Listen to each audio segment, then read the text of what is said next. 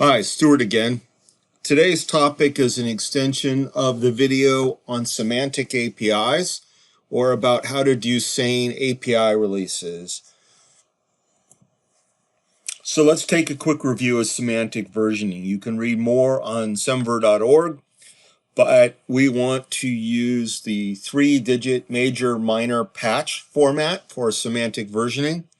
If you're in .NET framework, you can use major, minor, patch, and then either use the fourth position for your own nefarious purposes or have it .0 for correct compatibility with .NET framework tools.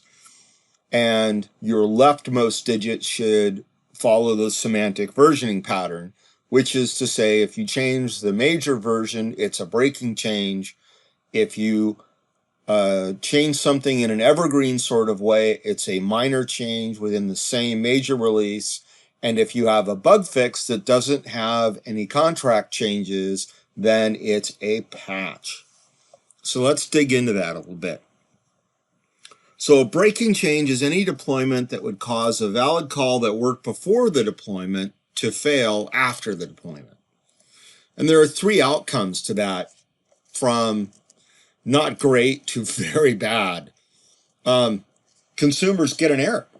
They try to call your API and it explodes. It returns something different. That's bad. Or it changes how data is updated. And that's very, very bad, because the people calling your API may not know that you have done something horrible. So it may seem counterintuitive, but the best case for a breaking change that's done improperly, and we're going to talk about how to do it correctly, but improperly, is that it explodes. It returns an error, because at least you haven't done any harm. So the thing is, if your API is going to be trusted, you must not inflict breaking changes on API consumers within the same version. That's kind of the agreement, that within a major version, you're going to have periodic updates and extensions, but you must not break them. So we want to talk about the definition of a non-breaking change, and then we're going to talk about the definition of a breaking change in nauseating detail. And the key concept is Evergreen. Evergreen is this idea that our APIs, data, and operation contracts are forward and backward compatible. So for example, if we extend an API on get customers and we add additional query string parameters that are optional that they could use to page the results back, then that is a non-breaking change, but it is a change to the data and operational contract. It's not breaking, but it is a minor change and deserves to have the minor version incremented.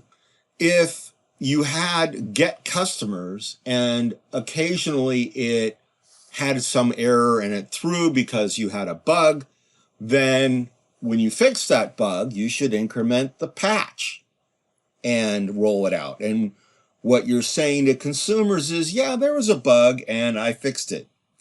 And later on, we'll talk about how to communicate those sorts of changes.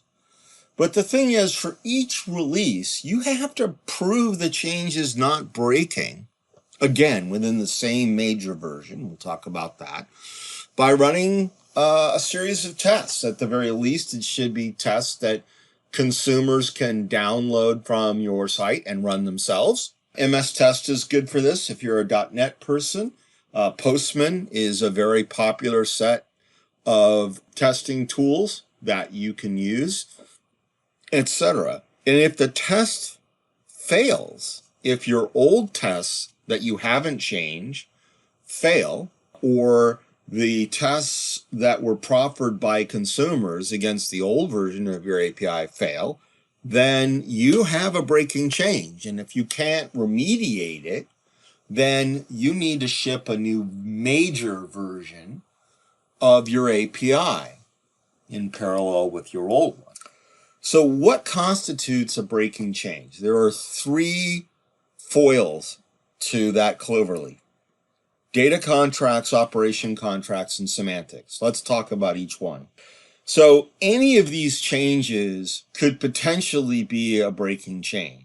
On the input side, if you make a parameter required, let's say you implement paging because you probably should have had paging in the first place, so people don't do a select star on your million row customer table, then, and you make that required, then that's a breaking change. If on the output of your function, you drop columns or data that was returned, that's a breaking change. If you change the nullability of a field, that's a breaking change. One of the ones that I've seen that's truly horrible is people changing the valid values on enumerations, which is why parenthetically, if you're exposing an enumeration through an API, you should explicitly assign each of the enumeration values an explicit integer value and not let the compiler use the default numbering, which runs from 0 to n-1. If you move elements in the datagram around, so you had a location element, and within that you had a region and a country code and other things, and you restructure how that comes back, that's a breaking change. If you have an integer field and you reduce it from long to int, for example, you may cause loss of data and or corruption of data, or you may affect how the payload serializes. Changing things in numeracy is basically another way of restructuring the datagram, right? It was a single value, and now you allow people to pass an array. Well, that's okay if you add a new array property that's optional. If they call it with a single value, then that works great. And if they call it with an array, that works great too. But it should be a different property that's allowed to be nullable. That is, they cannot supply it. If you change the fundamental types of things, if you change the formats of things, date and time changes are particularly sensitive to this.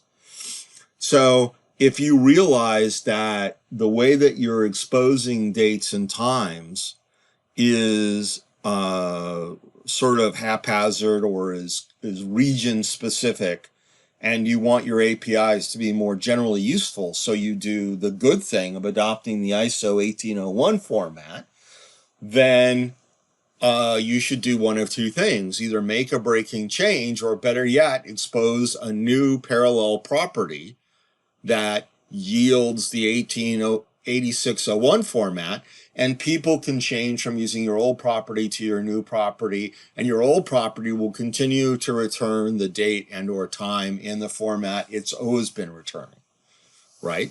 So if you have a complaint from a consumer that says that a sale date comes back in a date time format that's not really that usable for them, then you could expose a new property called sale date ISO, and that property promises to always return the date and time format in ISO 8601, and that's nicely platform cross-compatible, and everyone agrees on the semantic meaning of dates in the ISO 8601 format. And if you have a library that correctly formats that for you and parses it and yields your native date time format, you're golden. So .NET developers, Java developers, and NPM developers all have lots of nice tooling around this. And even changes in case of the potential to be breaking.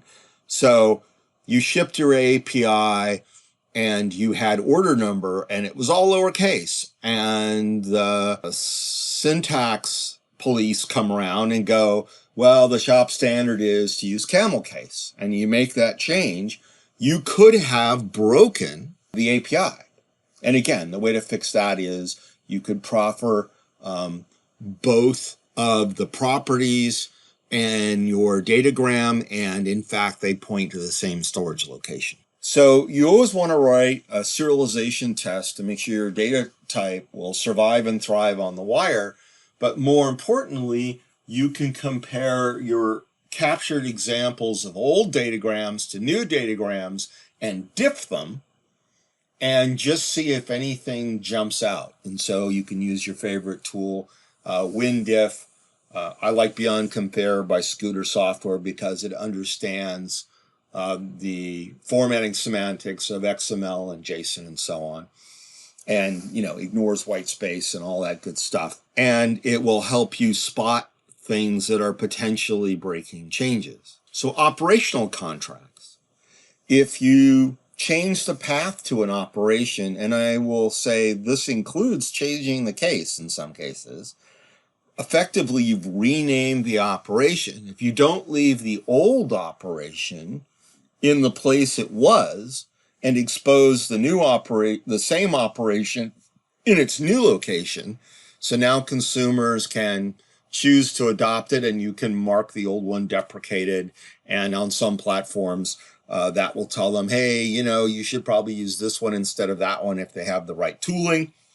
Again, .NET, Java, and Node developers have that tooling readily available. If you remove an existing operation, that's for sure a breaking change. If you change the incoming or outgoing data contract, that's a breaking change. But if you add new operations, that shouldn't break consumers. And if it does break the consumers, then the consumers implemented your API wrong, because as an API designer, you reserve the right to add new contracts on new paths for use, but for new use cases for other consumers, and the old consumers can keep calling the endpoints that they were using. But if it breaks them, that's the one case where it's on them instead of you. If you change the old contract, that's on you. If you add a new contract and it breaks, that's on them. And again, there's no substitution for test. So semantic changes are just horrible, because what you have done is you have said, here's my operation, customers put, and here's my datagram, customer datagram. And when we put the customer, it's going to update the existing customer. So the syntax would be put whack customers whack 1, right? With the version preceding that. And so the expectation they have is that if the customer didn't exist, that it would throw them back an error that said there's not the right customer. It should 404. And if you change the semantic meaning of that to add or update, they may not know that what they think is an existing customer was actually not an existing customer. Now, if you were returning 201 on creation, then that would give them a clue. But if you weren't, and that's a breaking change. And the thing about changing operations, especially if they change how data is stored or manipulated or transformed without changing the contracts, is that people could, quite innocently, consumers could make calls that are effectively a stride attack, right? Because it could cause corruption of data. In some cases, it could cause elevation of privilege. It certainly looks like, if I'm auditing your program, it would look to me like a tampering attack, right? Because the data on Tuesday when it came in did this thing, and when the data came in on Thursday after you rolled out your upgrade on Wednesday night, it did something else, and that's not okay. You must change the semantics. You have to roll out a major version, and you should not preserve the old operation and data contracts unless those operations and data contracts have not had a semantic change. So let's just say we have 1 or 2 operations that changed and the rest that haven't. The 1 or 2 that have changed should get new names on new paths, and effectively the name of something is its full relative path, right? And you can remove the old versions because it's a major version. And if you want to preserve the old version, you need to mark it as deprecated and potentially have it throw, if it really is a major big deal that you had to change the semantics because the old semantics were actually corrupting data, were doing something horrible, then you should, consider preserving the old operation, but having it always throw. And you should have it throw a 400 family of errors, like this is no longer a valid operation, not a generic 500. Because 500 just means something on the server broke. 400 means the consumer did something wrong. Lots of testing, and be super sensitive to breaking changes in semantics. Those are by far the most destructive API changes. So how do you ship a new major version, right? So we currently have version 2 out in the world, and it's pathed. My service dot blah, blah, blah, whack v2, and then customers, blah, blah, blah, operation. And that's what consumers are using right now. They're calling whack v2, blah, blah, blah. And that's great. So then you ship v3 on new hosts, right? We don't deploy over the top of v2. We deploy side by side with v2. And we expose v3 for use. And we communicate with our consumers, and we'll talk about that a little bit later, that we have a new version available. And if you absolutely must, you can patch v2 to pass an exception back if they absolutely must switch from v2 to v3 right now. They can't continue to use v2 for some reason. But if that happens, you have done something horrible. And the worst possible case is you just took away v2, right? All of the requests to the v2 path space go to 404. That is infinitely preferable to breaking the semantics, but is pretty rude. And if it happens even once, and they're not forced at gunpoint to use your API, you will probably lose API consumers. And even if you're in a corporate situation, if you break trust that radically with your internal customers inside your organization, or worse, partners, or even worse, customers, then you have done something that's pretty dreadful, that's going to negatively impact the reputation of your organization significantly. And if you're running an open source API, you are begging people to dump you and find something, anything else. It's good manners to expose on web APIs anyway, version, swagger, and health endpoints, and they're described here. They're described in other videos I've made. And of course, you should have a support site that I can get to by looking at your Swagger UI, and it should have a link off to your support site, which could just be a GitHub repo.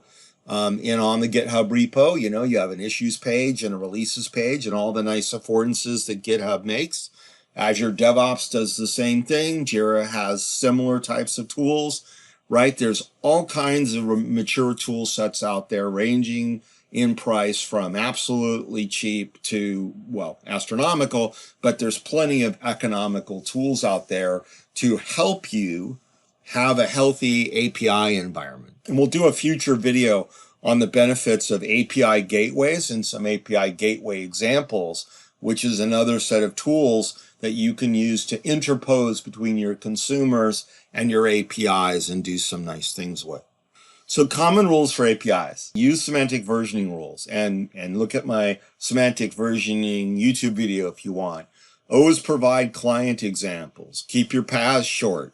If you're an ASP.NET developer, for the love of Pete, don't use the default route. Put route attributes on your operations and leave out the API prefix. And then, follow the well-worn conventions of /swagger, /health, and /version. Notice that preferentially they are all lowercase. Bottom line, don't break your consumer.